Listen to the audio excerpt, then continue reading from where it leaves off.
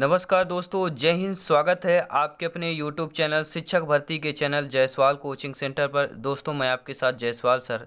दोस्तों बात करेंगे बाल विकास शिक्षा शास्त्र के महत्वपूर्ण प्रश्नों की बात करेंगे, CDP की क्लास की बात करेंगे और यहाँ पे टॉप 30 क्वेश्चन रहेंगे। आपको पता है बाल विकास, मनोविज्ञान, फिजिकोलॉजी, टोटल 30 प्रश्न के यहाँ पे CDP में आते हैं।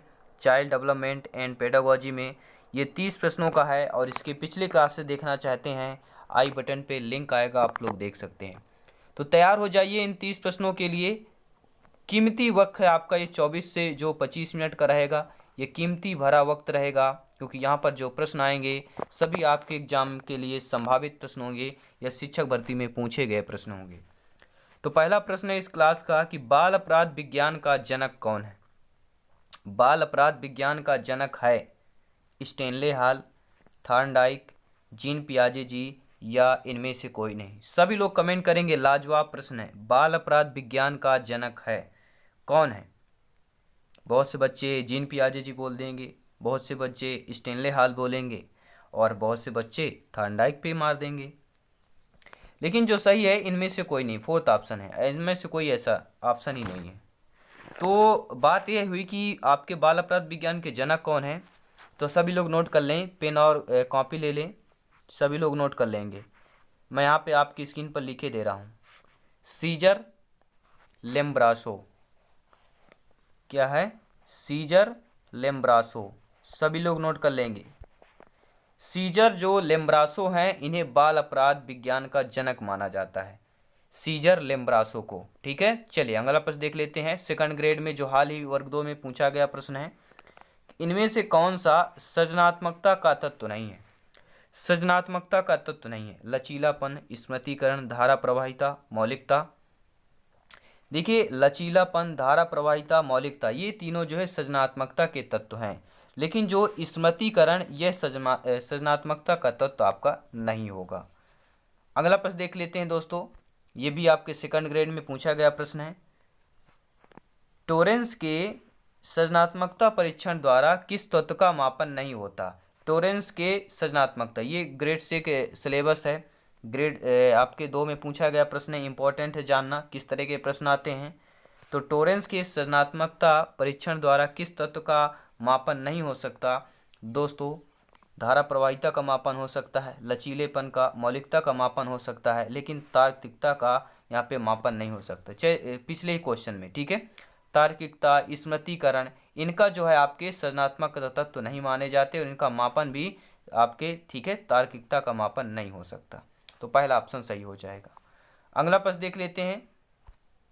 काफ़ी पुराना प्रश्न है, आपके शिक्षा भर्ती में पूछा गया प्रश्न है कि एक 11 वर्षीय बालक जिसकी मानसिक आयु 10 वर्ष है किस श्रेणी में आएगा। सभी लोग कमेंट करेंगे। एक 11 वर्ष का बालक है जिसकी मानसिक आयु 10 वर्ष है, तो किस श्रेणी में आएगा। यानी कि 1 वर्ष उसकी मानसिक आयु कम चल रही है, तो प्रतिभाशाली तो हो नहीं सकता, तीव्र बुद्धि वाला हो नहीं सकता है, तो कौन कैसा कहलाएगा। ये आपका औसत बुद्धि वाला कहलाएगा। कैसे है? औसत बुद्धि वाला कहला जाएगा। चाहे तो इसका IQ लेवल भी आप निकाल सकते हैं। देख लेते हैं IQ बराबर क्या होता है, मानसिक आयु बटे वास्तविक आयु। तो मानसिक आयु 10 वर्ष है, वास्तविक आयु की 11 है, मल्टीप्लाई 100 कर देंगे। ठीक है, ऊपर आपका कितना आ गया, 1000/11 कर देंगे। ठीक है, कितना आ जाएगा, तो सभी लोग जानते हैं कितना आएगा, 99 के समथिंग आएगा। तो ये कितना, ये औसत बुद्धि वाला कहलाता है, सभी लोग जानते हैं। अगला प्रश्न देख लेते हैं। समस्याग्रस्त बालक की पहचान की विधि या विधियां कौन सी होती हैं। जो समस्याग्रस्त बालक होते हैं उनकी पहचानने की विधि या विधियां निरीक्षण द्वारा पहचानते हैं, साक्षात्कार द्वारा, व्यक्ति इतिहास द्वारा या इन सभी द्वारा पहचाना जाता है। तो समस्याग्रस्त बालकों की पहचान की विधि या विधियां जो होती हैं वह आपकी ये सभी हैं। निरीक्षण द्वारा भी पहचानते हैं, साक्षात्कार द्वारा भी और व्यक्ति इतिहास द्वारा भी समस्याग्रस्त बालक की पहचान की विधियां ये सभी हो जाएंगी। वीडियो को लाइक शेयर करते रहेंगे। अगला प्रश्न देख लेते हैं। समस्याग्रस्त बालक के निदान की सर्वश्रेष्ठ विधि कौन होती है। समस्याग्रस्त बालक के निदान की निदानात्मक विधि सर्वश्रेष्ठ कौन सी होती है? निरीक्षण, साक्षात्कार, व्यक्ति इतिहास, कोई नहीं। तो समस्या ग्रस्त बालक के निदान की जो है निदानात्मक सर्वश्रेष्ठ जो विधि होती है वह आपकी व्यक्ति इतिहास होती है। कैसा होता है? वह व्यक्ति का इतिहास सबसे निदानात्मक विधि मानी जाती है। चलिए अगला प्रश्न देख लेते हैं। रीट एग्जाम फर्स्ट लेवल में पूछा गया प्रश्न है, सृजनशीलता के पोषण हेतु एक अध्यापक को अपने विद्यार्थियों को रखना चाहिए। सृजनशीलता के पोषण हेतु एक अध्यापक को अपने विद्यार्थियों को रखना चाहिए। आप एक अध्यापक अध्यापिका हैं, आपको सृजनशील पोषण के लिए अपने विद्यार्थियों को क्या रखना चाहेंगे? कार्य केंद्रित रखेंगे, लक्ष्य केंद्रित, या दोनों, या पुरस्कार केंद्रित?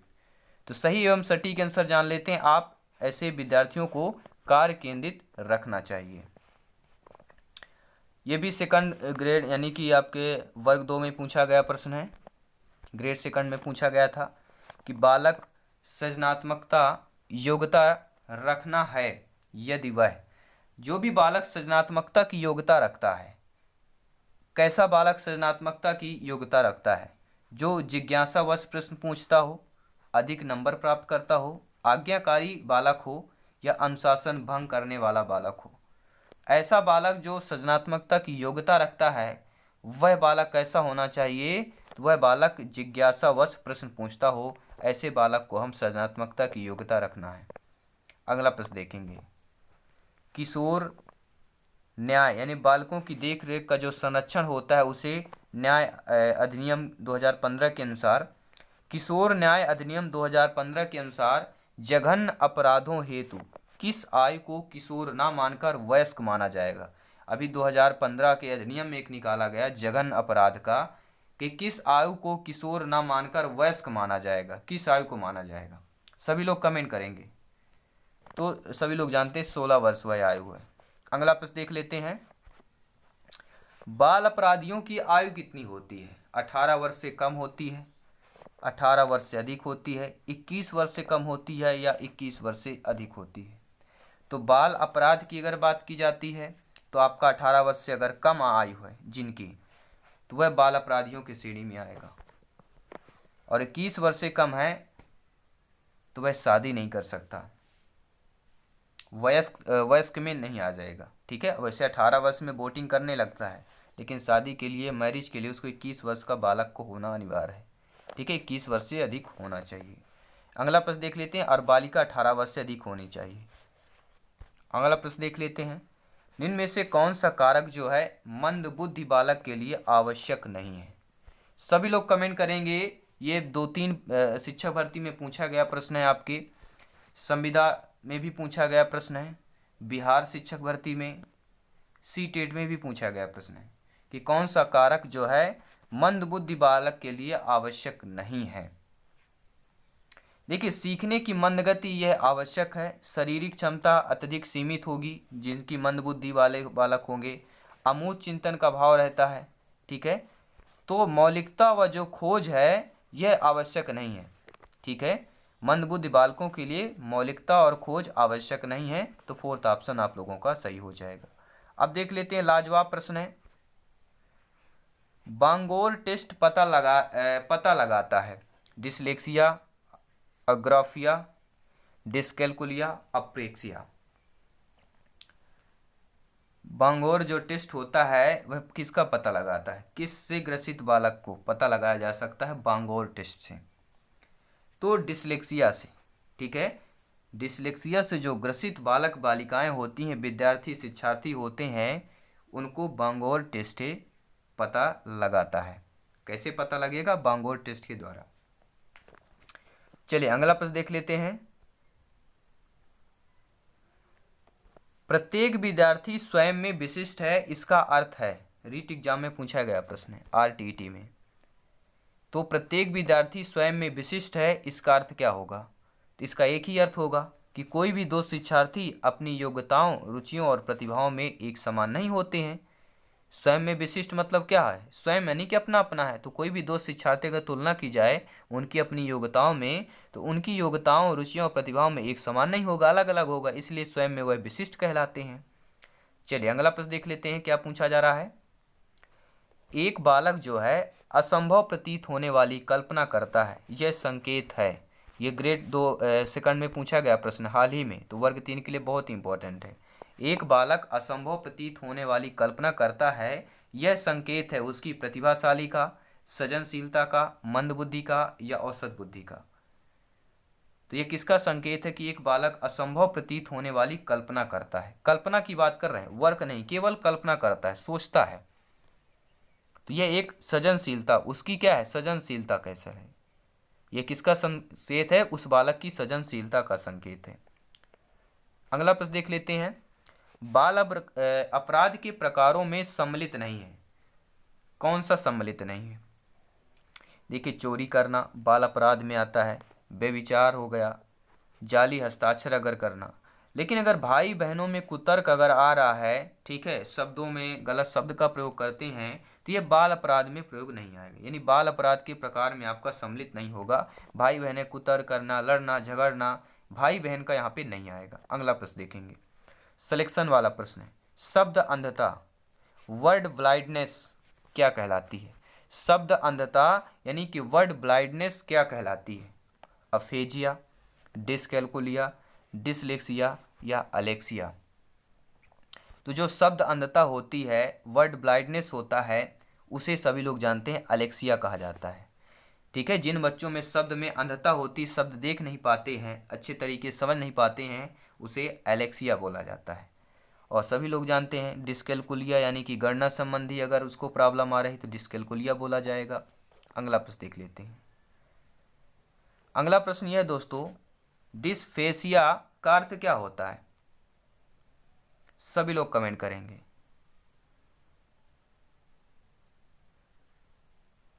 क्या है डिस्फेसिया का अर्थ क्या होगा। डिस्फेजिया या फेसिया बोल सकते हैं, ठीक है, अफेजिया, डिस्फेजिया, डिस्फेसिया, इसका अर्थ क्या होगा। सभी लोग कमेंट करेंगे। तो ये आपका वाचन संबंधी विकार कहलाएगा, वाचन विकार कहला जाएगा। और यहाँ से एक प्रश्न आते हैं आपका, लेखन व्यतिक्रम क्या कहलाता है। सभी लोग कमेंट करेंगे। लेखन व्यतिक्रम किसे कहते हैं। डिस्कैलकुलिया तो गणना संबंधी है, डिसलेक्सिया तो बोलने संबंधी है, तो लिखने संबंधी लेखन व्यतिक्रम किसे कहते हैं। डिस्प्रेक्सिया को कहते हैं। किसको कहते हैं, डिस्प्रेक्सिया को लेखन व्यतिक्रम कहा जाता है। अगला प्रश्न देख लेते हैं। इनमें से पिछड़े बालकों की समस्याएं होती हैं, जो पिछड़े बालक होते हैं उनकी समस्याएं क्या होती हैं। तो सभी लोग जानते हैं पिछड़े बालकों की जो समस्याएं होती हैं, कम शैक्षणिक योग्यता होती है, संवेगात्मक समस्याएं, सामाजिक समस्याएं या उक्त में से कोई नहीं। तो पिछड़े बालकों की समस्याएं जो होती हैं, ये सभी समस्याएं होती हैं। अगर यहाँ पे उपरोक्त सभी होता तब आप सभी होता, लेकिन इनमें से कोई नहीं आएगा क्योंकि ये तीनों आ रहे हैं, तो तीनों तो ऑप्शन लगा नहीं सकते, एक ही चूज करना है, तो ये इनमें से कोई नहीं हो जाएगा। ठीक है, पिछड़े बालकों की समस्या जो होती है, जो पिछड़े बालक होते हैं, ठीक है, तो योग्यता, कम शैक्षणिक योग्यता, संवेगात्मक समस्याएं, सामाजिक समस्याएं, इनमें से कोई नहीं आ जाएगा, फोर्थ ऑप्शन सही हो जाएगा। बाल अपराधियों की आयु कितनी होती है। 5 से 10 वर्ष तक, 3 से 12 वर्ष तक, 18 से कम, 18 से वर्ष अधिक। ये सेकंड बार पूछा गया प्रश्न है। ठीक है, तो बाल अपराधियों की आयु कितनी होती है, 18 से कम होती है, सभी लोग जानते हैं। तीसरा ऑप्शन आप लोगों का सही हो जाएगा। अगला प्रश्न देख लेते हैं। आपका अपना परिवार है, लाइक शेयर करते रहेंगे। जितने भाई बहन में सब्सक्राइब करके आए सभी को दिल से धन्यवाद है, दिल से थैंक्स बोलते हैं। सरस्वती माता से कृपा है कि अगले साल आपका सपना साकार होगा, एक सरकारी सीट आपको मिले दोस्तों, क्योंकि आप लोग जी जान से मेहनत कर रहे हैं। तो इस प्रश्न का जवाब दीजिएगा। निःशक्त बालकों की शिक्षा के लिए प्रावधान किया जा सकता है। ऐसे बालक जो निःशक्त बालक होते हैं उनके शिक्षा के लिए प्रावधान किया जा सकता है। क्या प्रावधान किया जा सकता है, तो निःशक्त बालकों के लिए समावेशी शिक्षा द्वारा प्रावधान किया जा सकता है। अगला प्रश्न देख लेते हैं। निःशक्त बालकों की शिक्षा हेतु जो है सर्वाधिक उचित क्या होगा। ऐसे बालक जो निःशक्त हो, ठीक है, निःशक्त बालकों की शिक्षा हेतु सर्वाधिक उचित क्या होगा, तो सर्वाधिक उचित जो होगा, समान बालकों के साथ उनका शैक्षिक अवसर देना चाहिए। निःशक्त बालक जो होते हैं उनकी शिक्षा हेतु सर्वाधिक उचित यही होगा कि समान बालकों के साथ शैक्षिक अवसर जो है उपलब्ध करवाएं। अगला प्रश्न देख लेते हैं। निःशक्त बच्चों के लिए समेकित शिक्षा की केंद्रीय प्रायोजित योजना का उद्देश्य जो है में निःशक्त बच्चों को शैक्षिक अवसर उपलब्ध कराना। किसमें निःशक्त बच्चों को? निःशक्त बच्चों के लिए समेकित शिक्षा की केंद्रीय प्रायोजित योजना का उद्देश्य है कि किसमें निःशक्त बच्चों को शैक्षिक अवसर उपलब्ध कराना। तो नियमित विद्यालयों में निःशक्त बच्चों के लिए समेकित शिक्षा की केंद्रीय प्रायोजित योजना का उद्देश्य नियमित विद्यालयों में निःशक्त बच्चों की शैक्षिक अवसर उपलब्ध कराना। कैसे? नियमित विद्यालयों पर। चलिए दोस्तों अगला प्रश्न देख लेते हैं क्या पूछा जा रहा है। बोस्टल संस्थाओं को विकसित किया गया है। जो बोस्टल संस्थाएं हैं उनको विकसित किया गया है। किसके लिए विकसित किया गया है? किस प्रकार के बच्चों के लिए बोस्टल संस्थाओं को विकसित किया गया है? तो आपके अपचारी जो बच्चे होते हैं उनके लिए बोस्टल संस्थाओं को विकसित किया गया है। अपचारी बच्चों के लिए बच्चे की जिज्ञासा जो है शांत करनी चाहिए। ये यूकेटीटी में यानी कि उत्तराखंड शिक्षक भर्ती में पूछा गया प्रश्न है।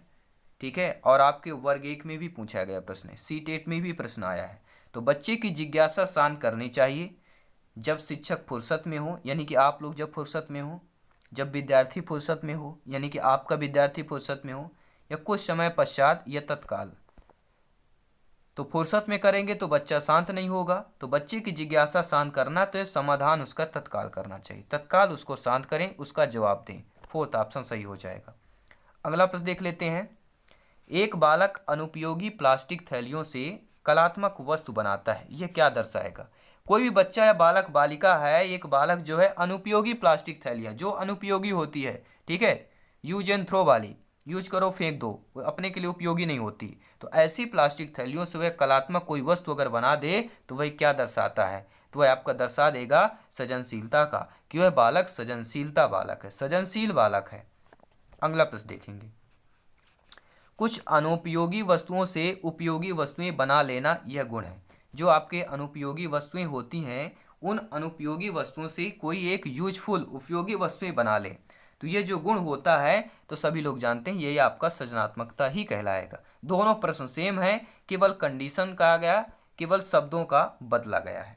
अगला प्रश्न देखिएगा। सभी संभावित प्रश्न आपको यहाँ पर मिलेंगे और बेल आइकन जरूर प्रेस करें ताकि लेटेस्ट नोटिफिकेशन आपके इनबॉक्स में सभी क्लासेस के मिलते रहे।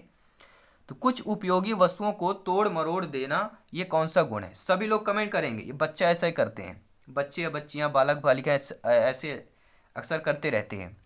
तो जो भी यूजफुल यानी कि कुछ उपयोगी वस्तुएं होती हैं उनको तोड़ मरोड़ देते हैं, यह गुण क्या कहलाता है? तो यह गुण सभी लोग जानते हैं आक्रामकता कहलाता है। ये बच्चों का आक्रामकता होता है, क्रोधित हो जाते हैं और गुस्से हो जाते हैं तो कोई भी अच्छी चीज़ें हैं कि उनको तोड़ मरोड़ देते हैं। ठीक है, अगला प्रश्न देख लेते हैं। सृजनात्मकता की पहचान के लिए गिलफोर्ड द्वारा रचित परीक्षण के अनुसार गुणों का सही समुच्चय है। तो सृजनात्मकता की पहचान के लिए गिलफोर्ड द्वारा रचित परीक्षण के अनुसार गुणों का जो सही समुच्चय है वह कौन सा है? ये आपके 4 समुच्चय दिए हुए हैं।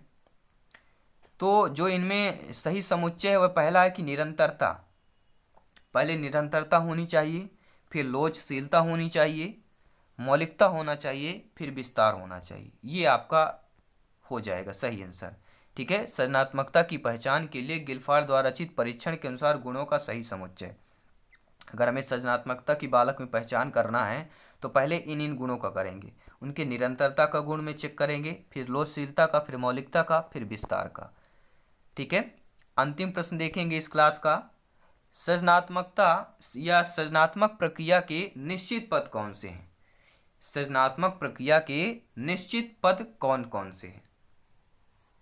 पहला होता है सृजनात्मक प्रक्रिया का निश्चित पद तैयारी, फिर इसके बाद होता है इंक्यूबेशन, फिर सहज बोध होता है, फिर पुनरावृत्ति होती है। ये आपका सेकंड ऑप्शन सही हो जाएगा। दोस्तों ये क्लास आप लोगों को कैसे लगी हमें लाइक शेयर के माध्यम से, एक छोटा सा प्यारा सा कमेंट के माध्यम से जरूर बताएं। और आप भी अपना स्कोर बता सकते हैं नीचे कमेंट बॉक्स में।